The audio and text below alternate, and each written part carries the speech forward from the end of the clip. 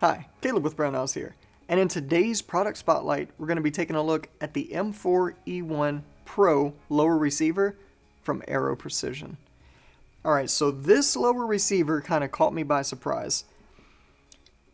It's a fully ambidextrous lower receiver setup, right, from Aero Precision, and just the fit and finish on it, and the way just the lines blend together, I was like, dang, this thing looks good. So, looks or whatever, you know, whenever you're going with a lower receiver, obviously it has to perform. So let's just kind of take a look at this thing, go through the features of it. First of all, first thing I noticed whenever I picked it up was this flared magwell, and that's just a nice feature there, especially with your reloads over your standard mil-spec receiver, right? So if you look on the right hand side, you'll notice you have an ambidextrous bolt catch.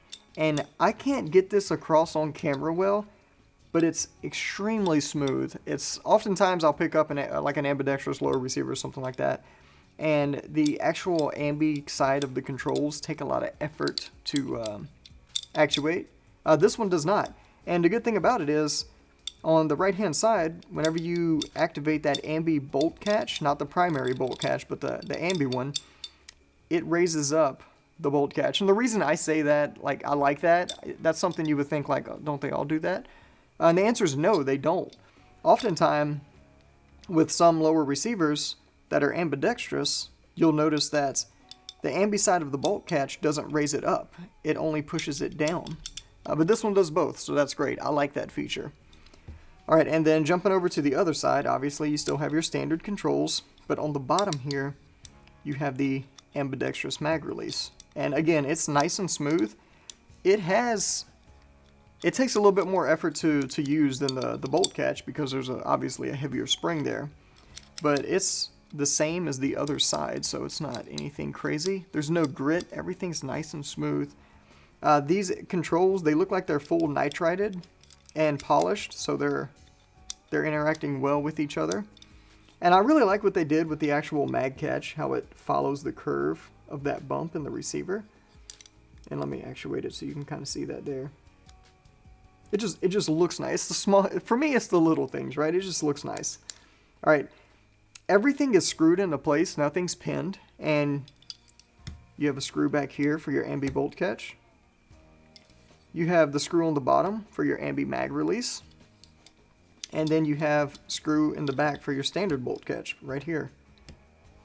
Everything's nice and easy to get to if you need to take it apart to clean it, whatever. You can just pull them out with a wrench and you're good to go.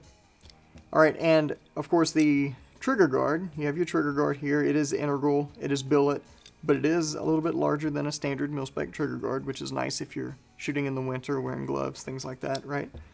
And another feature of this receiver, for looking at the back end here, the rear takedown pin hole is threaded, so if you want to run a set screw in there, you can. And then the last feature I'm going to go over that's different than your standard mil-spec, and one that I really like, and I appreciate in lower receivers, is going to be the upper receiver tension screw. And you're saying, Caleb, what the heck is that? That is a screw that goes underneath your grip, and it's just a normal threaded screw here that you tighten down, and it comes up underneath your cross pin here. So let me grab an upper receiver here. Alright, so if you notice this back block right here, that's what that screw is going to push up against. And that screw does have, I don't know if you can see it well there, but it has a polymer tip on it, a green polymer tip, so that you don't have any metal on metal contact whenever you're doing that.